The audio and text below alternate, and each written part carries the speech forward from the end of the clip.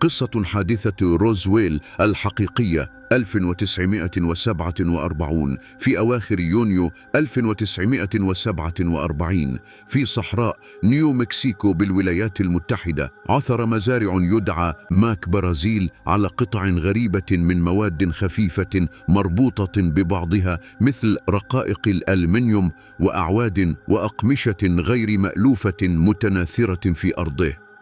لم يعرف ما هي تلك الأشياء، فاحتفظ بها لعدة أيام، ثم أخذها إلى شرطة روزويل التي أبلغت بدورها قاعدة سلاح الجو الأمريكي القريبة.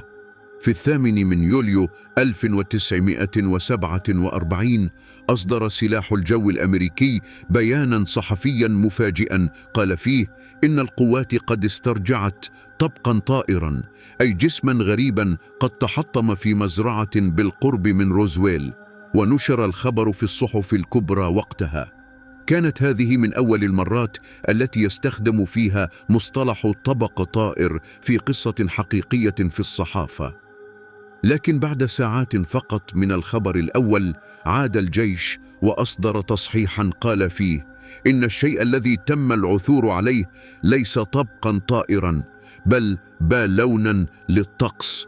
وبعد سنوات اعترفت القوات الجوية الأمريكية بأن البالون في الواقع جزء من مشروع سري اسمه بروجكت موغول، وهو برنامج عسكري كان يستخدم بالونات عالية الارتفاع لرصد تجارب نووية سوفيتية خلال الحرب الباردة. رغم التفسير الرسمي، لم يصدق الكثير من الناس قصة البالون، لأن الحطام الذي عثر عليه كان يبدو غريباً وغير مألوف لأغلب الشهود. وفي السبعينات والثمانينات بدأ بعض الباحثين يزعمون أن الحكومة لم تقل الحقيقة، وأن ما تحطم كان سفينة فضائية، وربما حتى جثث كائنات غير بشرية تم العثور عليها في موقع الحادث. في الثمانينات نشر كتاب ذا روزويل إنسيدنت الذي وصف قصة روزويل كأكبر تغطية حكومية في التاريخ، وأعاد إشعال النقاش حول وجود المخلوقات الفضائية.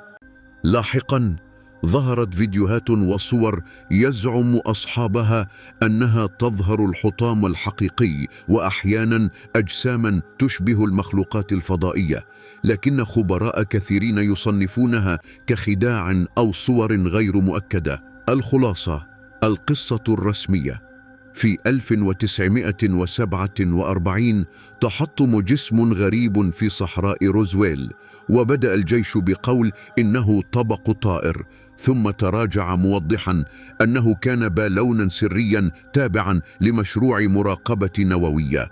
القصة غير الرسمية: البعض يعتقد أن ما تحطم كان سفينة فضائية، وأن الحكومة أخفت الأدلة عن العالم، وربما حتى كائنات غير بشرية.